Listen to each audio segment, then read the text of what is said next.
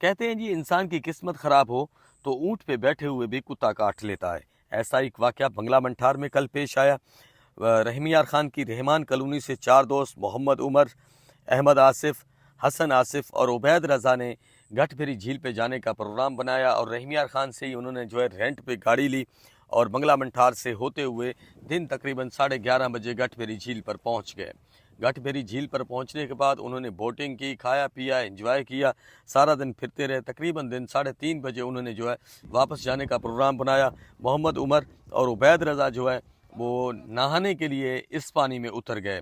तो वहाँ पर मकामी आर्मी के नौजवानों और सयाह जो वहाँ पर आए थे उन्होंने उनको बहुत समझाया, रोकने की कोशिश की कि पानी बहुत गहरा है तो आप इस पानी में ना जाएं। लेकिन नौजवानों ने ज़िद करते हुए वो यहाँ पर जहाँ पर जो दो सफ़ेद वो धैर्य नज़र आ रहे हैं वहाँ पर जाने की कोशिश की। और मोहम्मद उमर वो कद में और उम्र में ज़्यादा होने की वजह से कुछ तैरना जानता था तो वो तैरते हुए इस जगह पर, इस पॉइंट पर पहुंच गए। जबकि उबैद रज़ा वो कद में थोड़े से छोटे थे और उम्र में भी छोटे थे, उनको पानी में गोते आने की वजह से वो उस पॉइंट तक नहीं पहुंच सके और उन्होंने कोशिश करके वापस आए। ये तीन दोस्त थे जो आप सामने स्क्रीन पे दोस्त देख रहे हैं जी।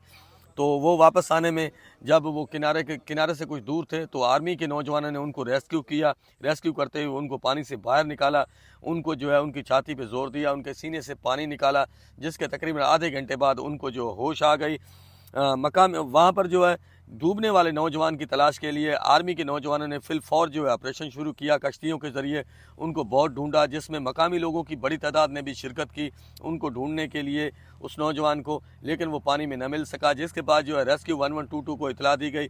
रेस्क्यू 1122 सफ़र ज़्यादा होने की वजह से थोड़ी ताख़ीर से पहुंची, जिसके बाद शाम हो चुकी थी। इसके बावजूद भी उन्होंने इस रेस्क्यू ऑपरेशन को जारी रखा और काफ़ी देर इस नौजवान को वो तलाश करते रहे। पानी बहुत ज़्यादा था, अंधेरा होने की वजह से इस ऑपरेशन को वो ज़्यादा देर जारी नहीं रख सका गया और ऑपरेशन को अंधेरे के बायस मौखर किया गया।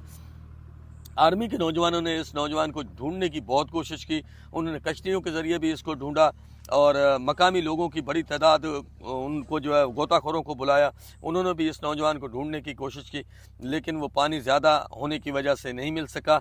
ऑपरेशन को शाम होने की वजह से मौखर कर दिया गया था। आज दोबारा इस ऑपरेशन को शुरू कर दिया जाएगा और उस नौजवान को ढूंढने की बहुत कोशिश की जाएगी। तो आर्मी की तरफ से ये ऐलान है कि जब तक इस नौजवान की डेड बॉडी नहीं मिलती तब तक कोई भी सयाह गठभेरी झील पर ना आए। इतला मिलते ही बंगला मंठार के SHO शौकत मजारी और ASI राशिद गोंदल मौके पर पहुंचे।